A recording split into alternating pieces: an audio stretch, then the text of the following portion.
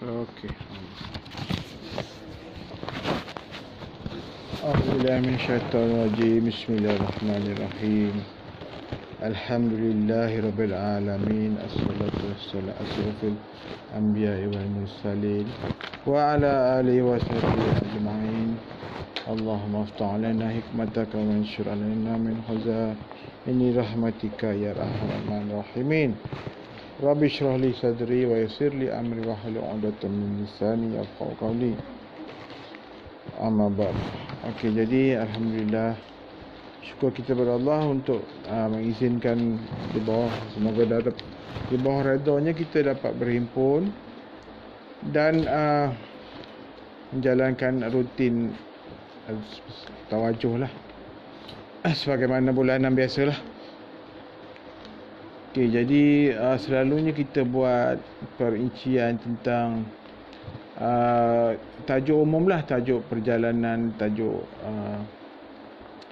bagaimana kita proses untuk mencana hati dengan kafiat zikrullah khususiyah yang tuan-tuan ambil. Jadi mulai beberapa bulan baru ni kita lebih kepada khusus lah, maknanya apa amalan kafiat yang tuan-tuan ambil kita kupas secara lebih intensif lagi lah. Jadi supaya tuan-tuan datang daripada jauh tu, saya rasa berbaloi lah kita dapat sama-sama, saya berkongsi samalah, sama-sama kita apa yang saya dapat tarbiyah dari tuan guru sebelum saya sampaikan balik kepada tuan-tuan mengikut acuan yang sama. Begitu juga sanad perjalanan ni, apa yang Rasulullah tempa pada Sayyidina Abu Bakar Siddiq, itulah yang kita dapat melalui sanad salasilah. Dia tak ada pula Rasulullah tempa bentuk tiga segi cerita kan, tiga segi ke bulat sampai ke bawah dah jadi bujur pula. Itu yang dalam konsep perjalanan solid, sanad tu main peranan, salasilah tu main peranan, supaya apa yang dalam hati Rasulullah ditransfer kepada Sayyidina Abu Bakar. Begitu juga turun alim ulama sufi, masyaikh, apa semua yang bertanggungjawab menjalankan amalan ni, dapat kata tuan pun sama. Itu kadang-kadang saya banyak tak buka dulu, saya dah tengok tuan-tuan buka dulu. Kadang-kadang kita dalam sembang santai kita dalam WhatsApp, bila ada kawan-kawan cerita begini, saya cakap lulus. Mana yang itulah adalah apa yang pantai pelajaran guru saya, tarbiyah saya dapat yang itu, tuan-tuan pula dapat yang itu, dan sama pula tally. Jadi saya pun melawak dia kata lulus, tapi sebenarnya adalah pengakuan bahawa jalan itu adalah energi yang sama. Itu kalau siapa perasan dalam ceramah Tuan Fakir Amar, salah seorang khalifah teman yang mendidik teman lah, dia kata sekiranya apa yang tuan-tuan dah lebih mendapat zikir hati, maka tuan-tuan adalah mengikut fitrahnya Sayyidina Abu Bakar, dia kata. Kalau tuan-tuan perhati dalam tu, apa yang saya capih kat tu sebenarnya Pak Amar cerita tu mendalam sebenarnya, tapi dia bawa dalam watak yang agak macam banyak dia cerita perjalanan bagaimana malaikat Jibril mencuci sebelum Rasulullah bertahanut, mencuci batin, dia belah. Kita mungkin dah ajar, mungkin ajar 2, 3 dengar ustazah cerita, Nabi dia belah dadanya. Jadi apa iktibar tuan-tuan pula yang tuan-tuan datang ambil kafiat, apa iktibar? Adalah nisbah perjalanan Nabi. Dia belah dada tu waktu tuan membelah dengan zikir khususiyah, itu proses dia zikrullah belah kan tu. Itu adalah pencanaian bagaimana fitrah nisbah perjalanan hidup Rasulullah sendiri. Semua ada dalam tu, cuma kita tak adalah nak, bila kadang-kadang disalah sangka pula, kebertahanut tu nak jadi Nabi ke, dia kata. Sebenarnya cerita menjadi Nabi, menjadi Rasul, semua ada dalam perjalanan kita, hidup kita. Cuma saya tak boleh kupas lagi lah. Mungkin kalau siapa yang datang rajin seorang-seorang boleh kupas apa yang dinamakan kenabian, apa yang dikatakan nubuah, apa yang dikatakan kerasulan. Yang jadi salah banyak orang open. Itu yang jadi gila tu, mengaku jadi Nabi. Nabi Melayu ada, Nabi macam-macam lah. Itu jadi rosak pasal dia tidak terbimbing oleh pelajaran alim ulama sufi yang bersanad, yang tertib disiplin dia kan. okeylah, jadi kita itu secara umum lah, nanti sembang lain lah. Okey, jadi untuk niat untuk khusus tajuk Betulan Malam ni, saya dah diizinkan Allah, diiradahkan Allah, kita nak kupas amalan muraqabah ukuf billah. Selalu kita teman dalam sembang kita tak ada lain sebut Ustaz ni. Asyik-asyik zikrullah, muraqabah, musyahadah. Kalau siapa yang rajin follow tu, dia dapat tangkap. Sebenarnya zikrullah ni adalah yang masih berlafaz. Masih berbentuk kalimah, masih ada dengar bunyi dia. Masih ada lagi perkataan, ada makhraj. Itu zikrullah. Dia terbahagi pada dua lah. Kalau kita tengok zikir jihar dan zikir khafi. Zikir jihar tu biasalah yang kita dengar di telinga. Cuma bila masuk zikir khafi ni, dia adalah tersembunyi di dalam qalbi kita. Hanya kita yang mendengar. Hanya telinga batin yang mendengar. Hanyalah lafaz lidah batin yang berlafaz. Masih lagi dalam bentuk ada kedengaran, perasaan dan lafaz. Okey, bila dikatakan muraqabah ni, muraqabah tu dia artikan dari bahasanya pengintaian. Pengintaian. Okey, senang je cerita. Teman suka buat yang senang. Katakanlah kena mengendap, mengintai. Apa yang kita buat waktu mengintai? Kita mengendap-endap, kita nak tengok je kan. Bercakap tak waktu mengintai? Tak bercakap. Kalau bercakap, itu dah gila. Itu bukan pengintaian. Itu yang katakan muraqabah tu, bila kita duduk mengintai tu, mana mengintai kehadrat Allah, makna mengintai kebesaran dia. Waktu tu lidah tak berfungsi dah. Itu kata lidah tak berfungsi. Tu yang dikatakan sudah masuk channel zikiran tidak berbunyi, tidak berlafaz, tidak bersuara dah. Itu adalah basic muraqabah. Okey tu. Jadi bila dikatakan muraqabah ukuf billah, kita bawa balik bahasa Islam ni, apa maksud ukuf? Ukuf tu bermakna terhenti. Terhenti billah, dengan Allah. Selama ni kita tak terhenti. Kita berjalan sana, aku lapar lah, makan. Aku nak pergi kerja lah, jalan pergi. Aku nak mengorat lah. Aktiviti rohani kita kepada basyariah, sifat jasmani atau tinggi. Aku teringin motor lah, teringin. Masa bila berhenti? Nak tanya. Itu yang dikatakan tu. Jadi waktu permulaan muraqabah ialah zikir khususiyah yang tuan-tuan ambil tu.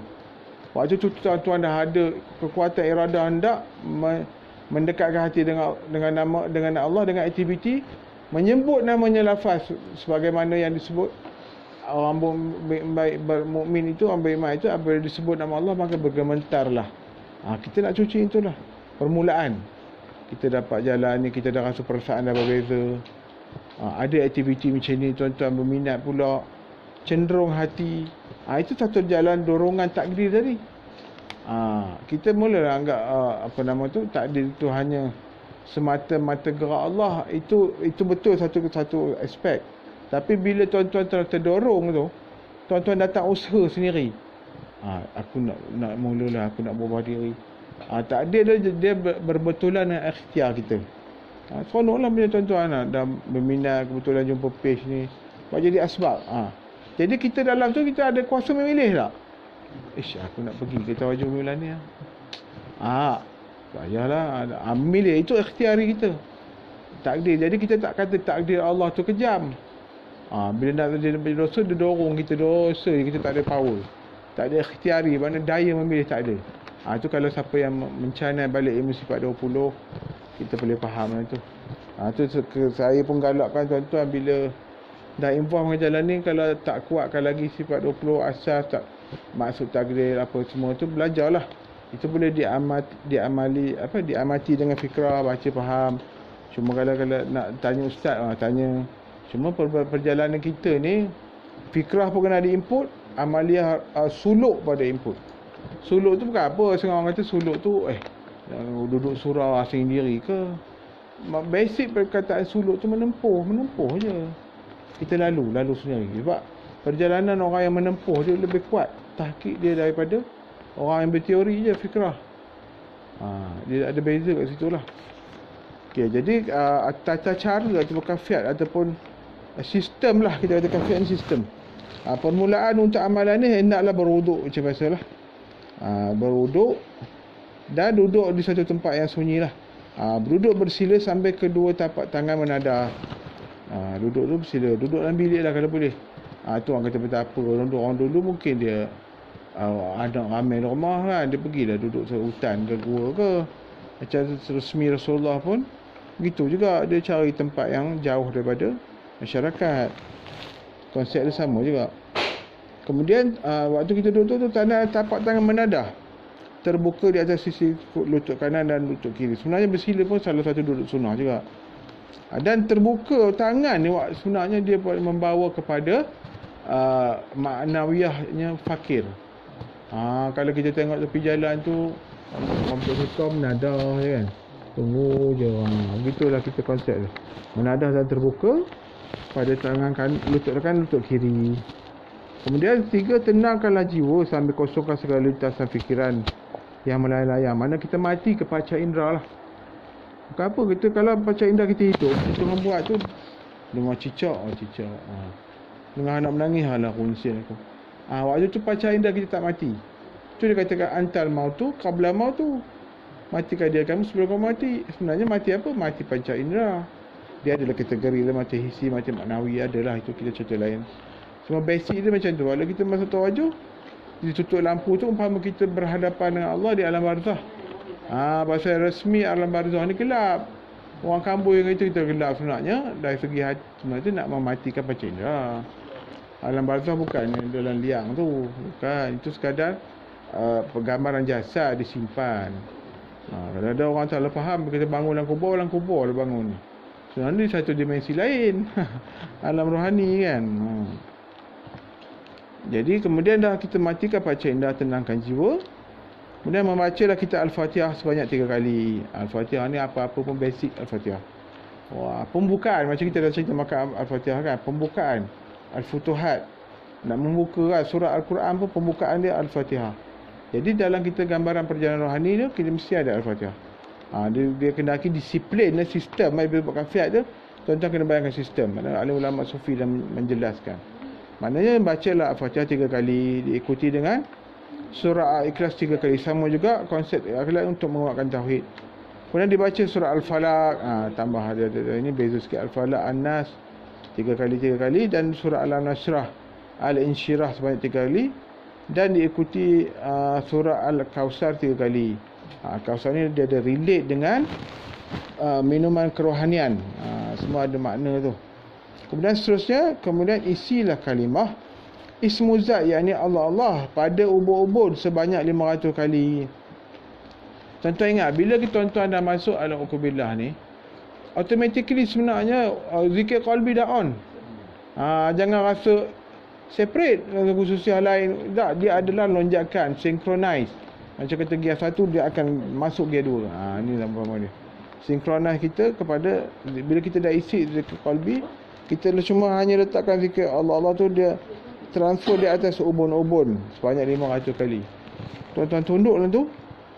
Allah tu meresap daripada atas sampai ke bawah.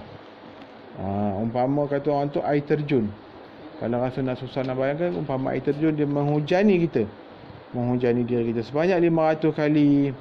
Kalau ikut dia punya pergerakan tasbih adalah 5 kali tasbih. Itu 500 tu minimum sebenarnya. Kalau tuan-tuan rasa nak lanjutkan lagi 1000 pun boleh. Okey, kita dah bawa penuh.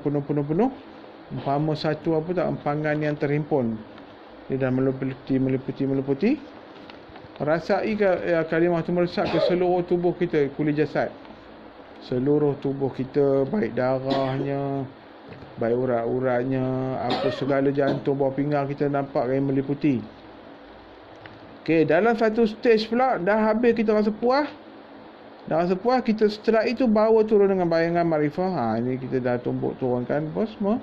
Segala tulang belulang rasaikan dalam makrifah yang tenang lagi syuhud. Bila automatically tuan-tuan dah bawa zikir daripada ubur-ubur ni, dia akan tenang automatik tau. Waktu itulah satu stage tuan-tuan dikehendaki, kalau ada tasbih tu letak tasbih. Setelah diamkan diri kita di bawah heningnya kalimah itu tanpa bergerak sedikit pun. Kata-kata dia terhenti lah. Terhenti jasmani, terhenti rohani. menghadap merasai kita, duduk meliputi di bawah nurnya kalimah Allah. Kata orang tu dalam majlis hadrat Allah. Mana hadrat tu meliputi lah. Tuan-tuan tak akan duduk di luar dah. Kalau orang tu kata meliputi, masuk dalam air tu dah tu. Automatically semua jadi basah lah. Ada orang mandi dalam kolam yang dalamnya 10 kaki, tak basah. Ketin tak basah, yang betul kering tak basah. Itu tak makna dia meliputi lah. Maka diamlah diri kita di bawah heningnya kalimah itu tanpa bergerak sedikit pun. Kekalkan diri kita, diamkan diri kita, iktikafkan. Inilah iktikaf yang hakiki. Kalau kita pergi masjid, kata saudara-saudara yang sunat iktikaf, dan tak faham apa maksud iktikaf. Sebenarnya adalah kita mengunci hati kita hanya kepada Allah. Mula dah pecah dah hati kita dengan zikrullah al-khafi. Tengah solat dia pecah hati tu, menangis kadang, sebab tiba-tiba. Tu tanda hati pecah tu. Tengok Kaabah tu sebab tak pasal-pasal kan. Masuk kat Malaysia tu main something. Duduk depan Kaabah, menangis meleleh, tak tahu apa benda pasal, terkoyak tak tahu. Itu tanda hati dah pecah. Mana jazbah dia dengan Baitullah tu telah bertaut. Rabitah dia. Rabitah pun ada cerita pecahan lagi banyak lah.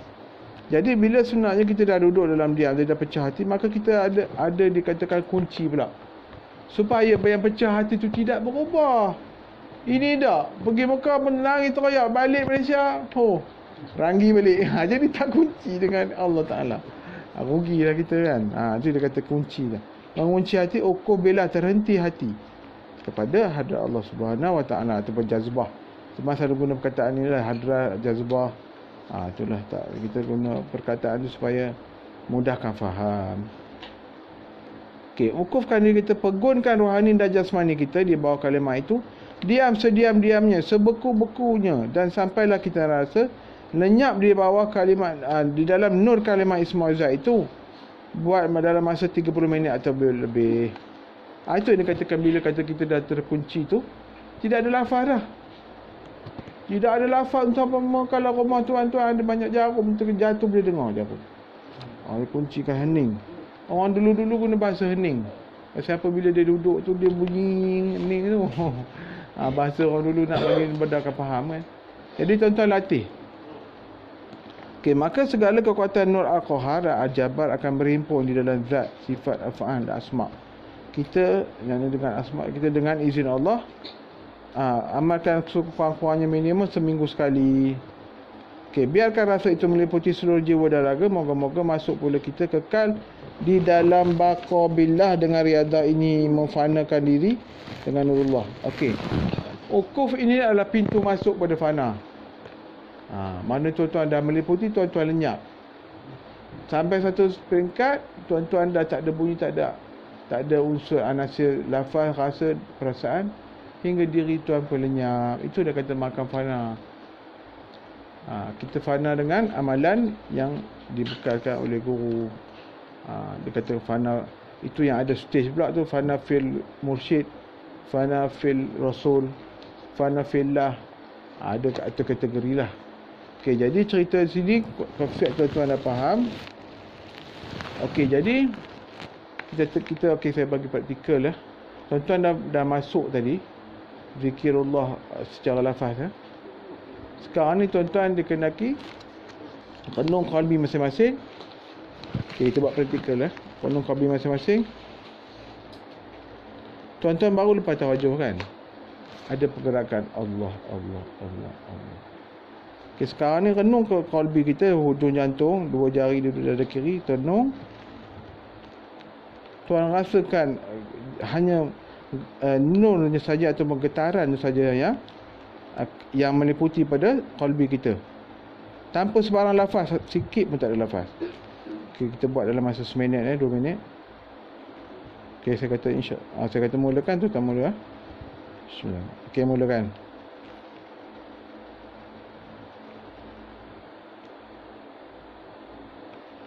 Hanya pandang saja ya.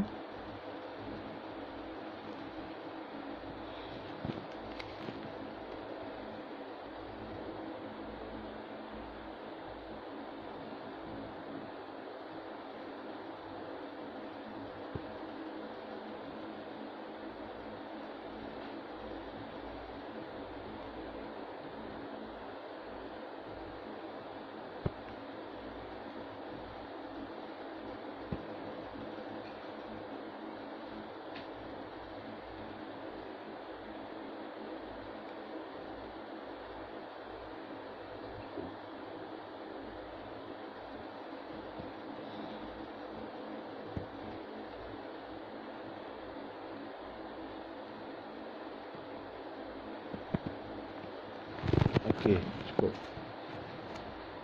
Alhamdulillah. Apa aja tuan-tuan pandang, tiada lafaz, tiada bunyi, hanyalah satu hudur hati dia panggil. Itulah ukuf. Tuan-tuan tak ada bunyi apa. Tapi kalau masih berlafaz, belum lagi. Sekarang tadi insya-Allah dengan izin Allah saya transfer ukuf tu, feel itu. Yang itulah maknawiyah kepada ukuf. Tak ada apa dah getaran, tapi menyatakan wujudnya perasaan tu. Itulah yang tuan-tuan boleh bawa amalan ni buat doramah, lama-lama dia akan meliputi lah.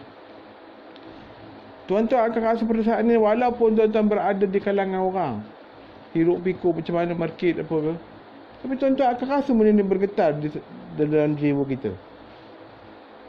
Waktu tu dia kata kita dapat merasai, kata orang, walaupun di kalangan khalayak, kita adalah sedang beruzlah dengan Allah, berkhalwat. Beruzlah tu mengasingkan diri, berkhalwat tu makna mensunyikan hati. Ini kita tak. Bila tuan-tuan dalam keadaan ini ukuf dah mampu, tadi adalah ukuf qalbi ya. Tuan-tuan masih memandang qalbi, tapi lama-lama ukuf qalbi itu akan mengembang, naik dan akan menjadi hukum mutlak. Hukum mutlak itulah dalam kita berurusan dengan Allah, kita mudah. Anda kata kalau kita mati pun dalam keadaan ukuf, memang special case. Pasal mati dan mengingati Allah kan. Tapi apa-apa pun kena faham fikir khususiyah tu, tuan-tuan kena bawa supaya mendapatkan getaran untuk kita lanjutkan qalbi kita kepada tingkatan uqubillah. Tapi kalau tuan-tuan masih bawa Allah, itu tuan-tuan masih stage fikir khususiyah. Yang saya nak bawa tadi, saya nak rasakan limpahan qalbi saya senyap uquf, tuan-tuan menerima juga limpahan uquf. Tak ada apa bunyi pun, senyap kita, tumpu kita pada kita hadap Allah semata-mata. Tapi itu dia, dari penjelasan bahasa, praktikal dia saya dah terangkan apa dia ukuf dia terhenti kan. Jadi saya harap tuan-tuan pun dapat merasai dari limpahan tu tadi.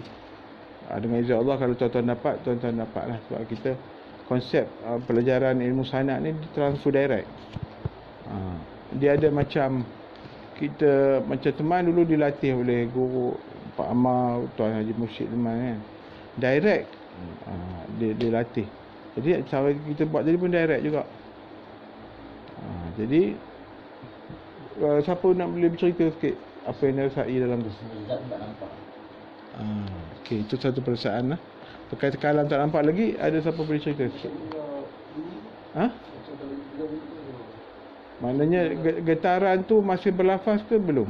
Masih berlafaz ke dia dah senyap semata-mata? Makna tu tetap ada jugalah. Makna tu lebih halus lagi lah. Dia tidak bergetar dengan lafaz kita kan. Allah. Dia ada makna dia kan. Makna rasa dia sampai. Tu okey lah. Itu dah in between lah kata orang tu. Ada siapa lagi nak cerita? Kadang-kadang seluruh tubuh kita terasa juga dalam tu tak? Tu panggil ukuf, maknanya dah ukuf tu dah telah meliputi lah, hukum mutlak lah. Tadi kita nak bawa ukuf qalbi. Waktu tu dah dalam, kalau kita tengok pelajaran Al-Syamadiah, dia ada ukuf zamani, ukuf adadi. Semua tu adalah sistem dia memeriksa diri sebenarnya. Setiap 2 jam dia orang check, aku ni bawa ukuf budak. Tapi cuma teman tak bawa sistem tu 100%. Kita bawa juga sebenarnya maknawiyah dia.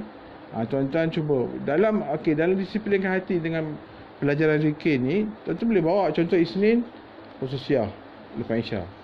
Subuh besok bawa lah uqubillah. Dia jadi macam kita punya tu memahamkan semua sudut. Pusinglah, boleh gili-gili tak masalah. Jangan anggap zikir uqubillah tu tinggi khususiyah command, tak boleh lah. So nak ada latihan kita, latih tubi kita. Kalau kita zikir tu bawa kita ukur dulu, rasa dia ketenangan, sejuk, sedap tu. Yes, itu pun satu. Sampai orang zaman suluk teman, dia pun lagi mencabar lah kan. Member tu baru kira dah lama jugalah. Dia guru suruh buat ukur tengah hari. Tengah hari matahari zing ting. Itu kalau orang kampung, zing dengan panam matahari tu berbunyi-bunyi ketang-ketang. Itu tanda matahari tengah pacak lah. Kamu bawa ukuf tu. Dia buat bodoh ukuf lah. berpenuh zahir. Tapi pasal aku sejuk ni ada aircon. Sebenarnya Nun kalau ukur tu telah meliputi, dia sampai zahirnya kelebihan zikir itu tadi menyebabkan dia sejuk. Tu antara orang kata zahir, zikir perasaan kita je. Tak. Dia mempunyai satu energi, kekuatan. Tengah panas dia bawa zikir ukur sejuk. Lepas tu dia daripada seorang yang selalu kelam kabut lah. Asal motor nak jatuh kat accident, dia mula kelam kabut, gabra, kelabah. Tapi bila dia bawa zikir ukur, ada berlaku kes dia accident tepi dia buat bodoh. Dia buat bodoh. Umpama kata guru teman, grenade jatuh tepi, dia buat tak tahu lah. Ada peringkat tu. Kita kalau ni kelam kabut tu, tengok motor bakar berhenti rentu semua tengok. Tapi dalam peringkat tuan-tuan tak akan terganggu oleh masyarakat. Kadang-kadang kita tengok orang bergaduh, perasaan naik tak? Gaduh bertumbuk tau. Kita mesti kata kita nak bantai sekali tak ada pasal kan. Kita terusik oleh keduniaan tadi. Jadi ukuf ni adalah merupakan benteng. Lantak ni bergaduh, kita buat bodoh. Teman pun tengok depan mata, ular masuk kat surau. Ular hitam kan. Kita orang jemaah pun pandai menjerit, tolong nak ambil bulu apa. Guru teman dengan kalipah kanan, bodoh, terkebis semayang. Kata apa je ni? Tak ada perasaan ke? Apa kena buat aku ni? Dari kami tu ambil bulu, kita murid baru kan. Mana ular lah. Rupanya dari segi keadaan hukum dia orang, pertama dia orang tahu makhluk apa yang masuk. Kedua, dia orang tak terganggu oleh benda-benda kemakhlukan. Tak. Hilang macam tu ya. Kalau kita ni sampai sekarang kita mencari benda-benda tu. Kat mana ada rumah kosong kita tengok. Kita mencari gangguan pula, bukan gangguan cara kita. Banyak dah pelik lah. Jadi cari penyakit. Sedangkan itulah maknawiyah ukuf ni besar berkhadilat dia. Pertama yang teman selalu dah orang perempuan bini kita berbising, perempuan bebe orang dah kahwin lah. Mula kita bengang start motor cabut kan. Bawa ukuf ni Allah bantu pula. Kawan tengah marah, perempuan bini tengah bengang apa period. Tahu lah. Kita bila dia relax tu kita gelak seorang. Itu kelebihan hukum. Allah hiburkan kita tau. Sepatut benda tu kita boleh marah, bergaduh apa semua. Jadi tahu buat pula. Jadi kita punya emosi kita terpelihara. Dengan hukum ni banyak dia punya fadilat. Antara yang menyebabkan itulah. Kemudian nombor 2, bagi orang yang katakan kita punya ini yang baik kan, kita berkenan kat si orang bujang sebenarnya, perempuan bawa ukuf tu kan, demonstrate cara kita macam umpama semut cari gula, dia datang energi tu. Mula dia berkata, apa konong muka awak ni sejuk je, dia kata lah, tak ada pasal kan, seronok je. Tu antara natijah dia. Dia tu bukan dengan media, dia tu dengan Allah. Tuhan Allah. Dia pun nampak masa tu Allah bantu. Kalau macam dalam solat saya selalu kalau imam tu baca lama, saya buat ukuf. Ya. Itu satu menyebabkan kita jadi tak mencemuh. Dia membenteng hati kita, apa imam ni Allah. Mula kita ngongek-ngongek betul, itu pun bagus. Itu sebenarnya banyak kegunaan. Dia mengikutkan apa laluan hidup kita. Mungkin kalau kita selalu diuji Allah dengan penyakit ke, dengan anak bini menangis lah, apalah, dia ikut lorong-lorong itu. Yang penting tuan mulakan amalan tu supaya menjadi darah daging. Dia banyak sebenarnya, banyak guna sebenarnya, terlalu banyak. Dia ada, nantilah kita ada rezeki, kita kupas pula pasal makyah nafas, pasal kafiat memandang, murakabah, musyahadah, kita buat. Jadi apa yang saya bagi ni, tuan-tuan diharap menjadi satu bentuk praktikal lah. Riadah tu bukan senaman tu, riadah apa yang kita berbuat lah dan latih. Jadi antara konsep dia itulah memandang qalbi. Ukuf zikir sosial kita bawa, kemudian kita extend kepada zikir ukubillah. Jadi dia akan berkembang insya-Allah.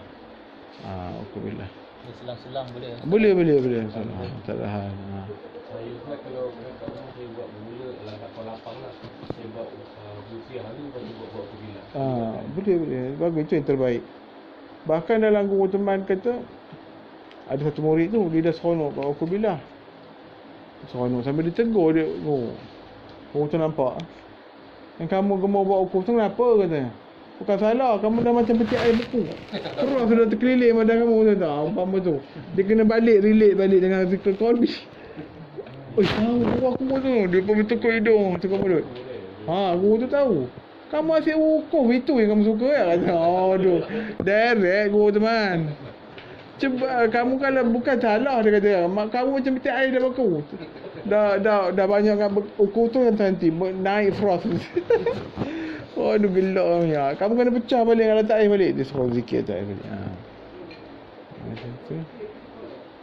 Itulah cerita dia. Kalau masa 30 minit tu berapa maksimum masa yang kalau pengisian dia ada 2 stage ya. Satu pengisian. Kemudian satu lagi stage kita wukuf. Mana dalam around 30 minit tu dapat 1000 tu. Kalimah tu 1000 bila masuk. Okey, jadi kita rasanya kalau tak ada apa-apa kita tutup majlis ni lah. Ada lagi nak ditanya? Kalau tak ada, kita tutup majlis dengan tasbih kifarah dan solat wal asr. Subhanaka Allahumma wa bihamdika Allahumma fili innaka antat tawwabur rahim. Bismillah. Wal asr inna insana lafi khusr illa allazina amanu wa amilus solihati wa tawassaw bil haqq wa tawassaw bis sabr.